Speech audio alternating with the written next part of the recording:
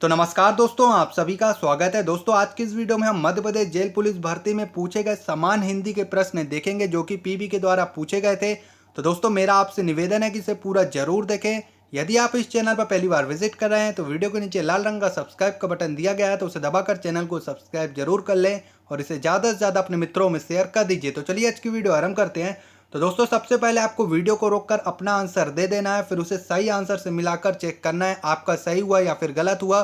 फिर आपको कमेंट में बताना है कि आपके कितने सही हुए। तो चलिए दोस्तों हम यहाँ पर पहला प्रश्न देख रहे हैं। तो यहाँ पर बता दिया गया कि नि उपसर्ग से बना शब्द निम्न में से कौन सा है।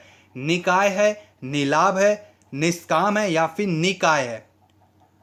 तो चलिए दोस्तों हम इसका राइट आंसर देखते हैं क्या होगा। तो इसका जो राइट आंसर है ऑप्शन 4 निकाय। ठीक है, अब चलिए नेक्स्ट प्रश्न देखते हैं। यहाँ पर अंगूर खट्टे होना मुहावरे का यहाँ पर अर्थ निम्न विकल्पों में से कौन सा होगा। ये आपको बताना बहुत ही इजी है, सभी से बन जाना चाहिए। मृत्यु निकट आना, कोई वस्तु न मिलने पर उसका दोष निकालना, एक ही स्थान पर पड़े रहना या फिर देने से साफ मना कर देना। तो दोस्तों इसका जो राइट आंसर हो जाएगा कोई वस्तु न मिलने पर उसका दोष निकालना। ऑप्शन 2 इसका राइट आंसर हो जाएगा। ठीक है, अब चलिए नेक्स्ट प्रश्न देखते हैं। यहाँ पर तो यहाँ पर तीसरा प्रश्न आ चुका है कि यथावत का शुद्ध रूप इनमें से कौन सा होगा। तो आप लोग अपना आंसर सेलेक्ट कर लीजिए कि इसका सही आंसर कौन सा होगा। तो दोस्तों इसका जो राइट आंसर है वो आपका हो जाएगा यथावत। ठीक है, तो ये आपको रखना है ध्यान। ठीक है, दूसरे नंबर का इसका राइट आंसर हो जाएगा, तो ये आपको ध्यान रखना है। ठीक है, यथावत। चलिए नेक्स्ट प्रश्न देखते हैं। यहाँ पर तो यहाँ पर पंचवटी में से कौन सा समास है। बहुत ही ईजी है, सभी से बन जाना चाहिए। कर्मधारय समास, द्वंद्व समास, बहुब्रीहि समास या फिर द्विगु समास। तो दोस्तों इसका जो राइट आंसर हो जाएगा द्विगु समास इसका राइट आंसर हो जाएगा। ठीक है, अब चलिए नेक्स्ट प्रश्न देखते हैं। यहाँ पर तो आ उपसर्ग से बना शब्द निम्न में से कौन सा है। आमर्थ है, अभरण है, आभरण है या फिर आकारण है। तो दोस्तों इसका जो राइट आंसर हो जाएगा आभरण इसका राइट आंसर हो जाएगा। ठीक है, चलिए नेक्स्ट प्रश्न देखते हैं। यहाँ पर तो कमान का निम्न में से कौन सा सही विलोम शब्द है। तीर हो जाएगा, तर हो जाएगा, तीर हो जाएगा या फिर टिर हो जाएगा। तो दोस्तों ये बहुत ही इजी है, सभी से बन जाना चाहिए। ठीक है, तो चलिए देखते हैं इसका राइट आंसर क्या होगा। तो इसका जो राइट आंसर हो जाएगा ऑप्शन 3 तीर। ठीक है, तो ये आपको ध्यान रखना है। चलिए तो दोस्तों आपके सामने अगला प्रश्न आ चुका है कि त्रिफला में निम्न में से कौन सा समास है। कर्मधारय समास, द्वंद्व समास, बहुब्रीहि समास या फिर द्विगु समास। तो दोस्तों इसका जो राइट आंसर हो जाएगा द्विगु समास इसका राइट आंसर हो जाएगा। ठीक है, चलिए नेक्स्ट प्रश्न देखते हैं। यहाँ पर तो यहाँ पर भक्ति रस का स्थायी भाव क्या है। विश्वास है, ईश्वर विषयक रति है, समर्पण है या फिर आस्था है।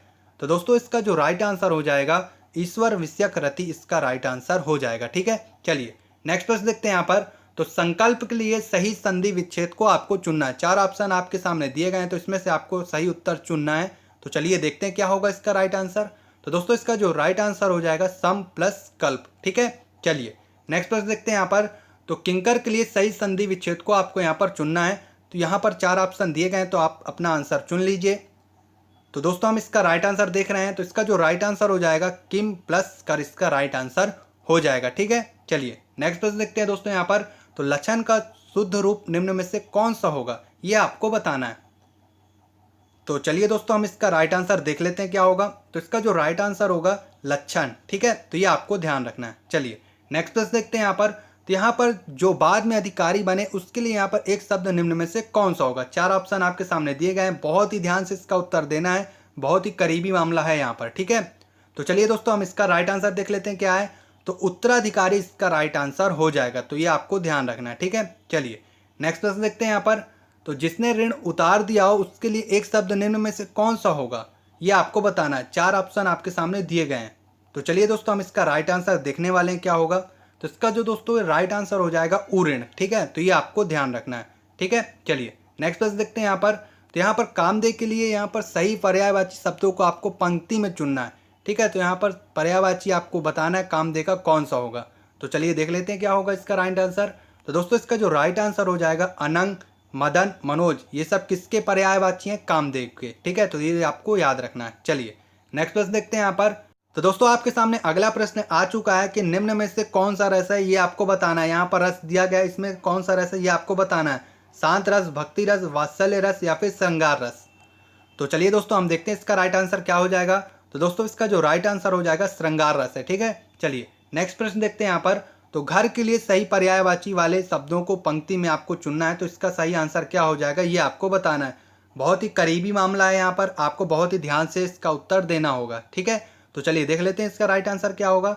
तो दोस्तों इसका जो राइट आंसर हो जाएगा सदन निकेतन गे, इसका राइट आंसर हो जाएगा। ठीक है, चलिए नेक्स्ट पेज देखते हैं यहाँ पर।